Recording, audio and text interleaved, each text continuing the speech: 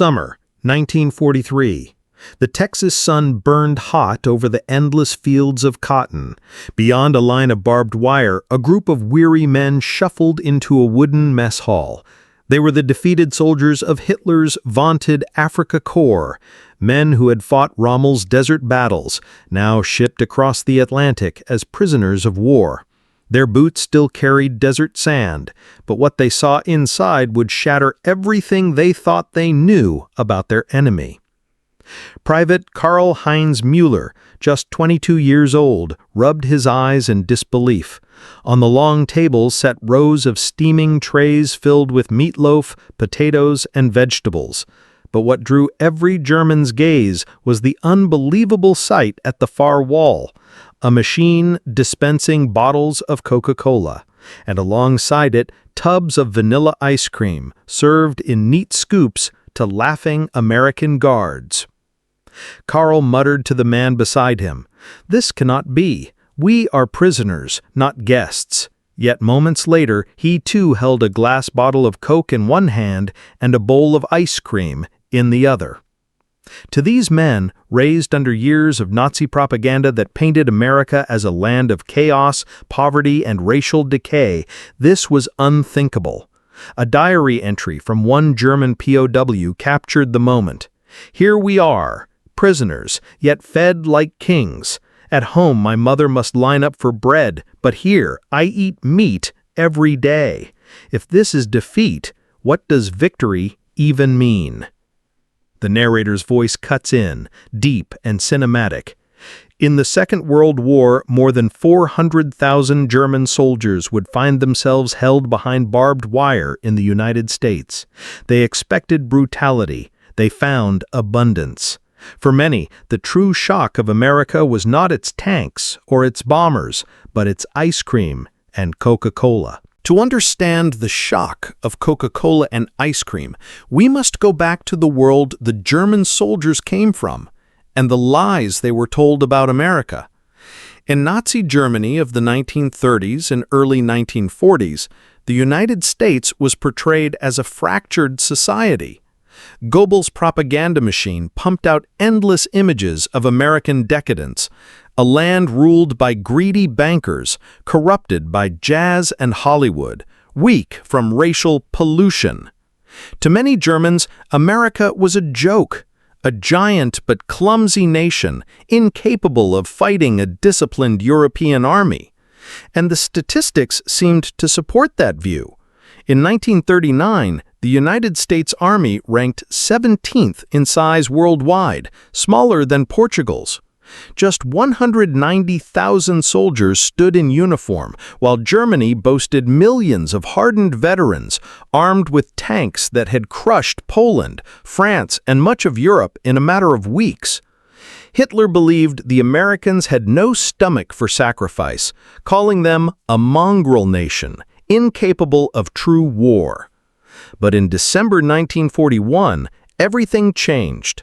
The Japanese attack on Pearl Harbor and Hitler's own reckless declaration of war against the United States lit the fuse on an industrial giant.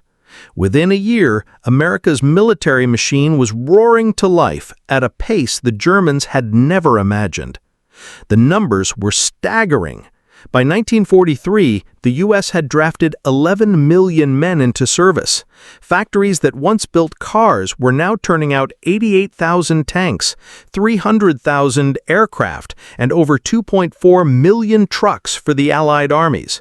Steel poured out of mills, shipyards launched vessels faster than U-boats could sink them, and American farmers produced record harvests to feed not only their own population, but also Britain, the Soviet Union, and armies spread across the globe. And with each Allied victory, prisoners began arriving on American soil. The first wave came from North Africa, when Field Marshal Erwin Rommel's proud Afrika Korps collapsed in Tunisia in May 1943.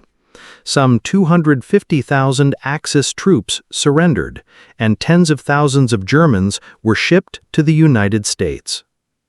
By war's end, nearly 425,000 German prisoners would be held in over 700 camps scattered across the American heartland, from Texas and Oklahoma to Michigan and Minnesota, even as far as California. These camps were not hidden away in secrecy. They were often built near small towns where the prisoners worked on farms, chopped lumber, or even played soccer matches that locals came to watch. For the Germans, the shock was immediate. Many expected the treatment they themselves had meted out to Soviet prisoners: brutality, starvation, cruelty. Instead, they walked into a world of order, routine, and abundance. One prisoner later confessed, "We were told America was a land of gangsters and misery. Yet when I arrived in Texas, I saw farmers driving tractors larger than any machine in Germany. Their barns were filled with food. Their children looked healthy. I began to wonder if everything I had believed was a lie." It was not the battlefield alone that revealed America's power. It was the daily experience of life behind the wire, the smell of freshly baked bread, the sight of Coca-Cola bottles stacked high, the casual luxury of a scoop of ice cream on a hot day. For men who came from a Europe of ration cards and bombed-out cities, the message was clear. America's strength lay not just in its armies, but in its ability to make even its prisoners of war live better than many of its enemies' own citizens. The POWs had braced themselves for punishment, humiliation, even starvation. They expected camps resembling those in Eastern Europe: barbed wire, beatings, and cold bowls of watery soup. Instead, they encountered a bizarre paradox. Captivity in America could mean eating better than they had as free men in Germany. Daily rations stunned them. Meat 3 or 4 times a week, fresh bread every morning, vegetables on the side. On Sundays, there might even be cake. But the true wonders were the luxuries: cigarettes by the carton, chocolate, and that sacred duo, ice cream and Coca-Cola. For Germans who had grown up in a land where sugar was scarce, where butter was rationed, and where ersatz coffee made from roasted barley replaced the real thing, this was incomprehensible.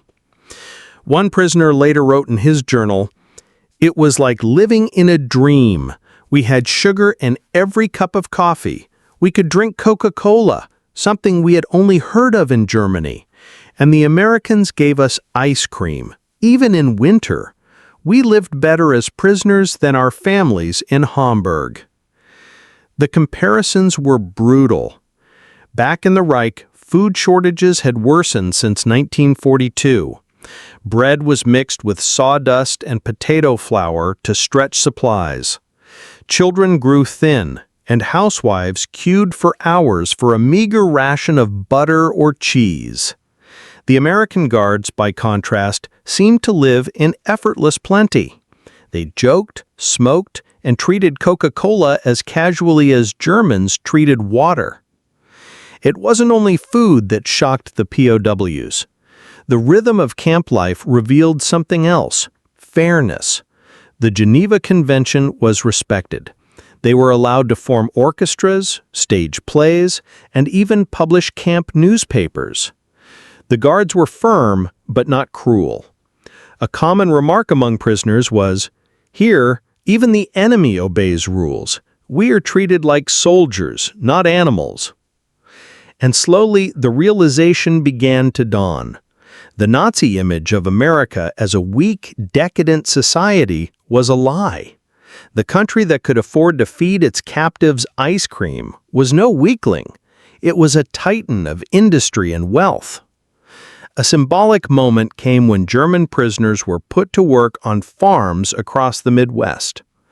They saw barns overflowing with wheat, tractors larger than anything in Europe, and farmers driving trucks simply to haul their harvest. One prisoner recalled, "We thought Germany was strong, But here, a single farmer owned more land than an entire German village. His children were healthy, his wife had a car, and his barn had electricity. I realized then that Germany could not win. Coca-Cola itself became a symbol of American reach. During the war, the company built bottling plants near every major U.S. base across the globe.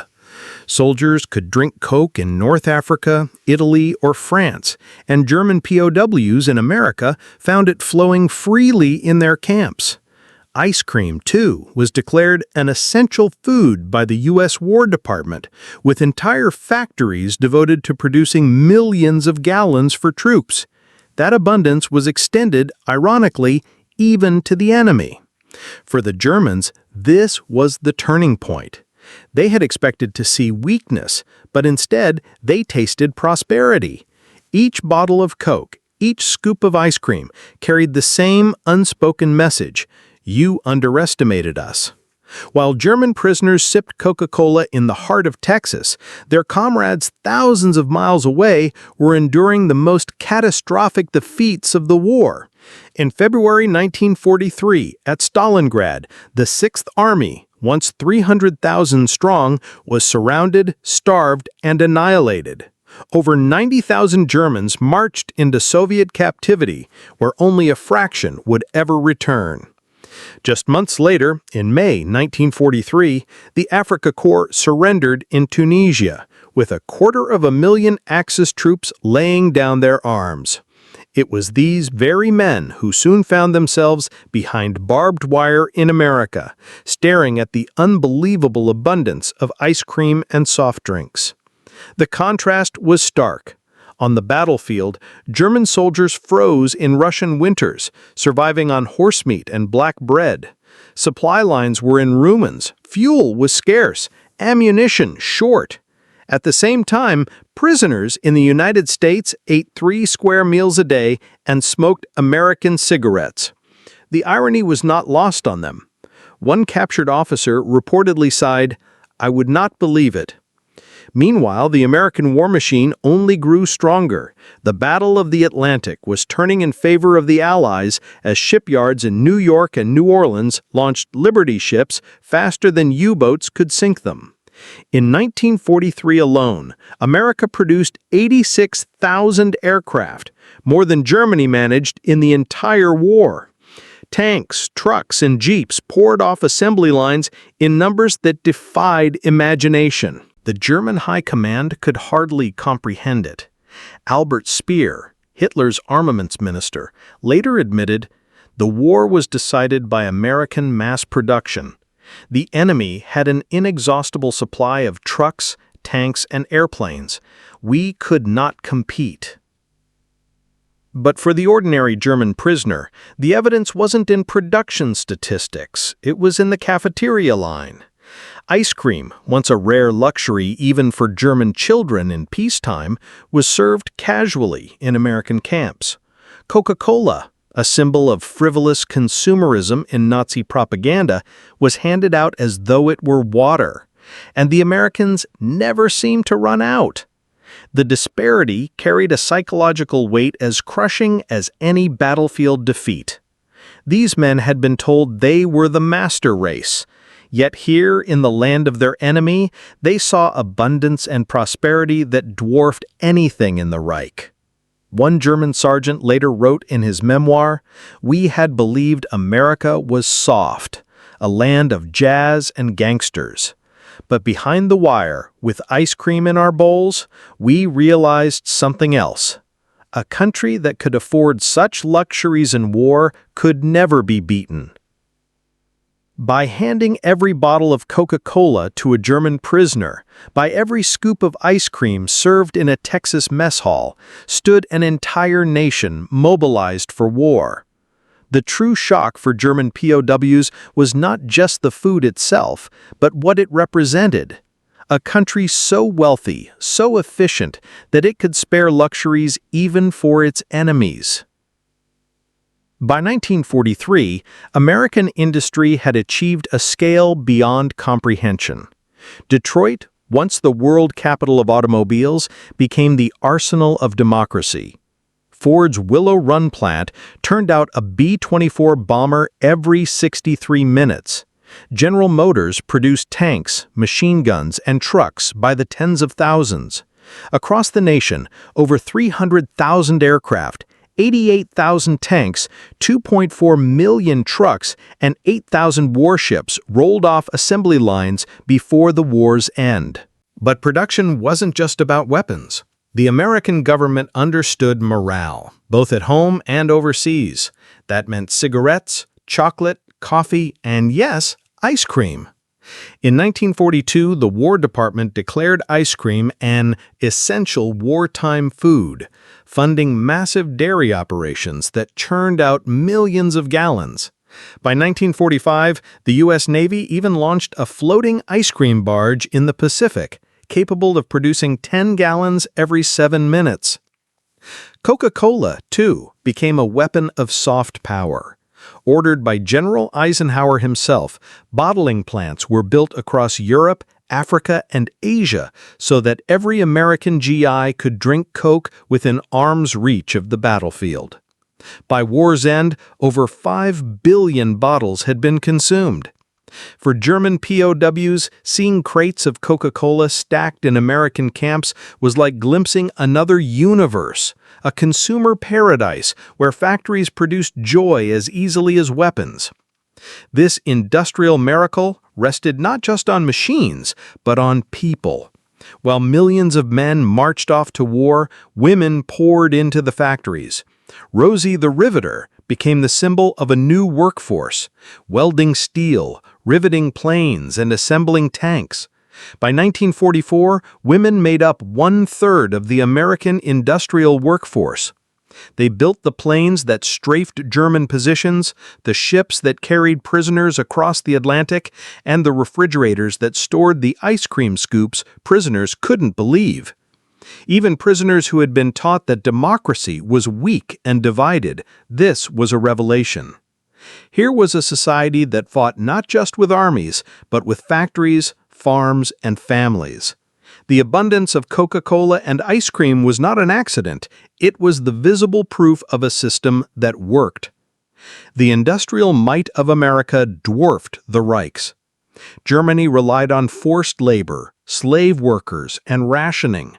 America relied on volunteers, women in overalls, and an economy that kept growing even in wartime.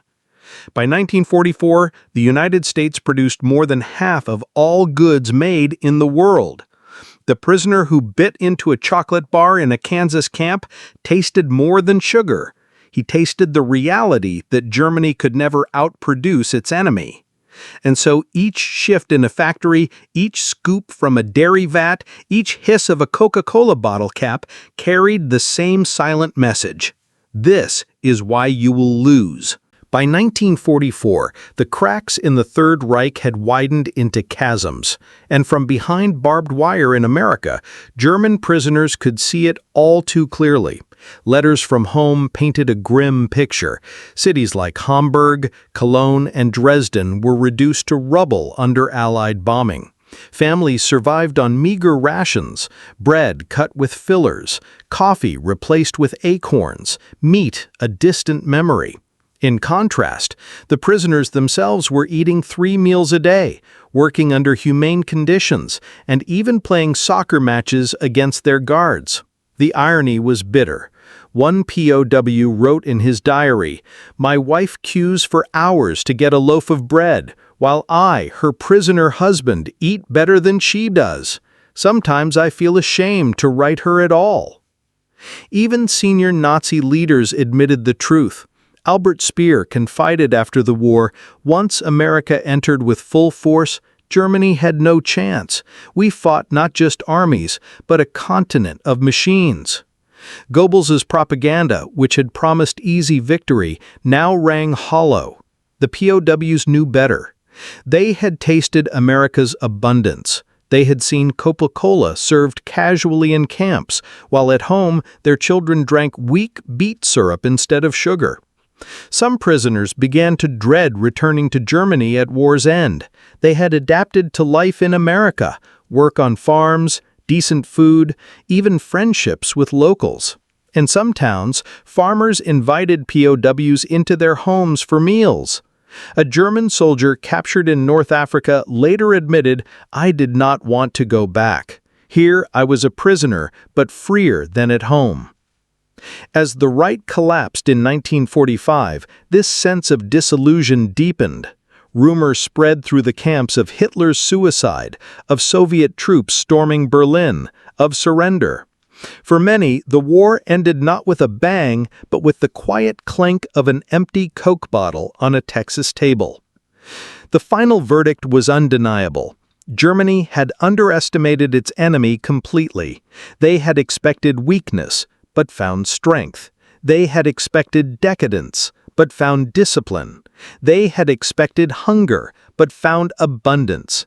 And when the Reich finally surrendered on May 8, 1945, many of its former soldiers knew the truth before their leaders ever admitted it. They had lost not only to America's armies, but to its ice cream, its Coca-Cola, and the industrial democracy that produced them. The war ended not only in Berlin, but also in the quiet fields of Texas, the forests of Wisconsin, and the dusty plains of Oklahoma, where behind barbed wire, German soldiers discovered the real face of America. For them, the unforgettable memory was not just defeat, but the taste of ice cream and the fizz of Coca-Cola. Simple luxuries, yet loaded with meaning. They symbolized a society that could feed its soldiers, its civilians, and even its enemies in captivity, while Germany itself starved. History's lesson is clear. America's greatest weapon was not only the Sherman Tank, the P-51 Mustang, or the Liberty ship. It was its system, an open economy, a mobilized people, and an industrial machine that could build both bombers and soda fountains, both rifles and ice cream freezers. Democracy, often dismissed as weak, had proven stronger than dictatorship. A society that respected rules, honored prisoners, and produced abundance had defeated one that thrived on fear, rationing, and scarcity. One historian later remarked, "For the German POWs, the true defeat came not at Stalingrad or Normandy, but in the mess halls of America. There, with ice cream in their bowls and Coca-Cola in their hands, they saw the power of freedom made visible." The camera pans across black and white footage. German prisoners smiling as they play soccer in the yard.